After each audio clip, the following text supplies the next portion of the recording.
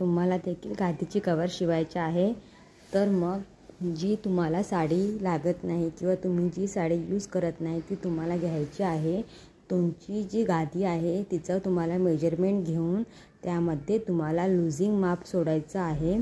Losing माप सोडल्याच्या नंतर तुम्हाला ती साडी त्या मापाने कटिंग करून त्याला एक्स्ट्राचं जॉईंट देखील लागतं, ते देखील त्या साडीमधनं कट करून आपले जे कटिंग केलेले सर्व भाग आहेत ते आपल्याला जॉईंट करून घ्यायचे आहेत।